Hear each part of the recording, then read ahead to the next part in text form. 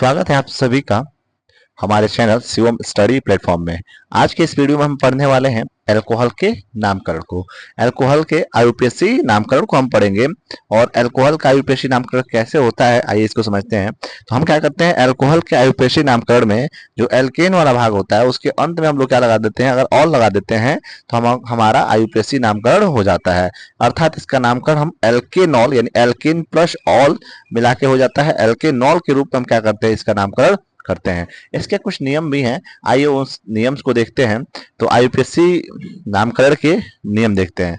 आप सभी students copy लेके इन सभी वीडियोस को रोक रोक के आप उसको नोट्स भी बनाते रहिए और नियम को भी समझते रहिए। तो आइए देखते हैं आईयूपीएससी नामकरण के नियम को। तो आईपीएससी नामकरण का सबसे पहला नियम है कि हम क्या करते हैं, हमारे पास जो भी कार्बन की श्रृंखला होती है जिसमें हमारा OH समूह जुड़ा होता है उसमें से हम सबसे लंबी कार्बन श्रृंखला का सबसे पहले चयन कर लेते हैं। अभी आगे हम एग्जांपल्स में दिखाएंगे इस चीज को। तो हमारे पास हमारा पहला रूल क्या होता है आईपीएससी नामकरण का, कि सबसे लंबी कार्बन की जो श्रृंखला होती है उसका चयन करते हैं।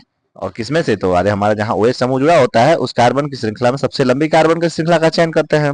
दूसरा, कार्बन श्रृंखला को नंबरिंग देते हैं और यानी कार्बन की जो श्रृंखला होती है उसको नंबरिंग करके 1 2 3 ऐसे करके काउंट करते हैं। और किधर से काउंट करते हैं, जिधर से OH समूह सबसे कम संभव संख्या में मिले, अर्थात उधर से हम काउंट करते हैं जिधर से OH समूह हमारा पहले मिल जाए। तीसरा रूल क्या है, प्रतिस्थापकों को नाम दे, यानी कि हमारी श्रृंखला में यानी काउंटिंग श्रृंखला में जिधर से OH जुड़ा होता है उधर से हम पहले कार्बन की श्रृंखला को काउंट करते हैं।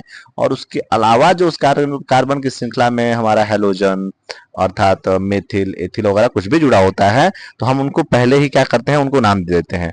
और उनको नाम देने के बाद हम अंत में क्या करते हैं, अल्कोहल का नाम लिखते हैं, अर्थात एल्केन प्लस ऑल के रूप में उसका नाम लिखते हैं, एल्केनॉल के रूप में नाम लिखते हैं।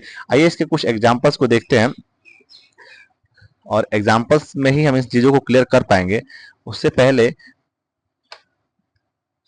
देखिए, सबसे पहले हम बता दें आपको कि इस एग्जाम्पल्स को जानने से पहले हमको ये जानना जरूरी है कि हम एक कार्बन को क्या कहते हैं। तो हम एक कार्बन को पढ़ते हैं मेथ, दो कार्बन को पढ़ते हैं एथ, तीन कार्बन को पढ़ते हैं प्रोप, चार कार्बन को पढ़ते हैं ब्यूट, पांच को पेंट, छह कार्बन को हेक्स, सात कार्बन अगर कहीं आता है तो उसका हम हेप्ट पढ़ते हैं, आठ कार्बन को ऑक्ट, नौ कार्बन को नॉन और 10 कार्बन को डेक।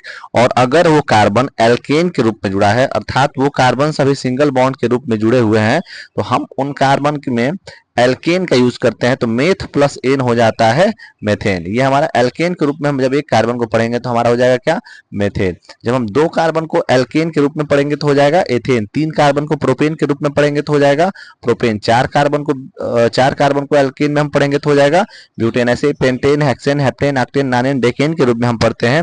ये एल्केन के रूप में हम कार्बन को इस तरीके से पढ़ते हैं। आप देख भी रहे हैं एन हम रेड कलर से लगाए हैं, बाकी मेथ जो है वो कार्बन के लिए और एन जो है वो हमारा एल्केन वाला भाग होगा उसके लिए हमने इसको अलग से लिख रखा है। तो आइए देखते हैं।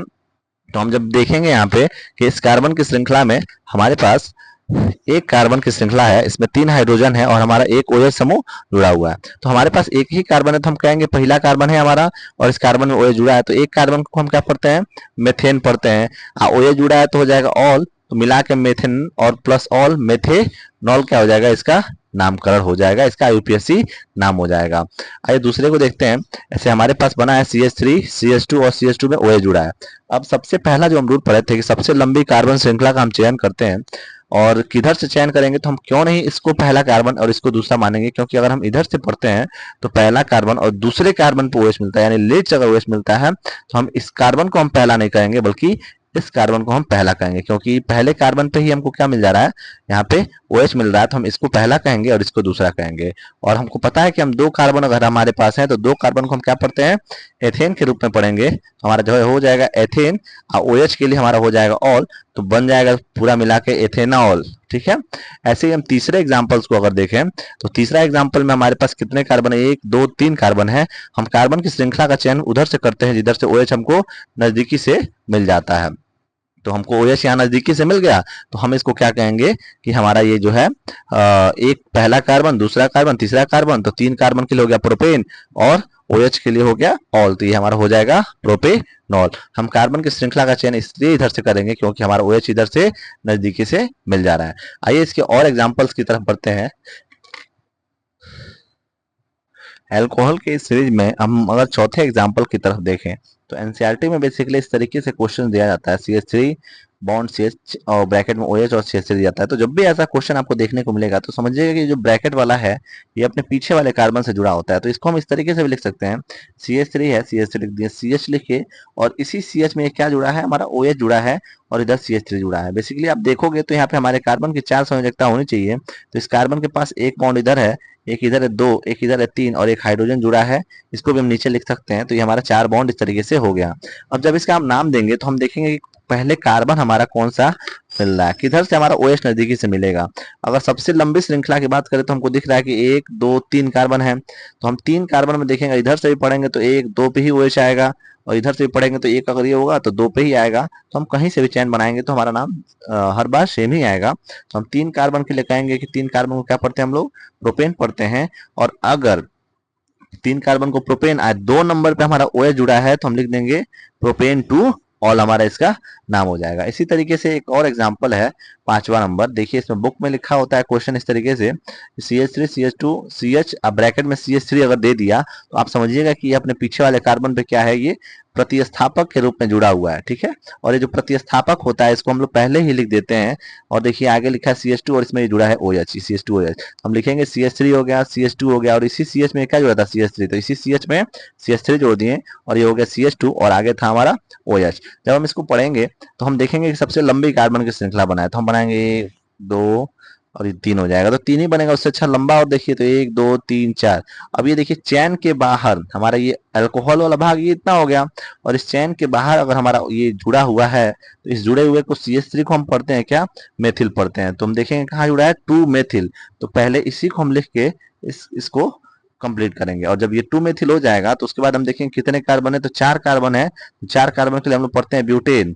और 1 नंबर पे अगर जुड़ा है OH तो हम लोग ब्यूटेन नॉल भी लिख सकते हैं, या इसको हम लोग क्या लिख सकते हैं, इसको हम लिख सकते हैं 2 मेथिल, और इसको एक और हम नाम लिख सकते थे कि ब्यूटेन 1 ऑल भी इसका नाम लिख सकते थे, ठीक है। तो ये नाम हो या फिर ये नाम हो, इन दोनों नामों में से दोनों नाम सही है।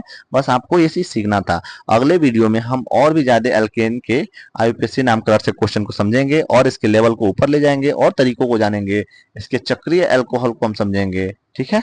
तो आज के लिए इतना ही, मिलते हैं अगले वीडियो में। जय हिंद।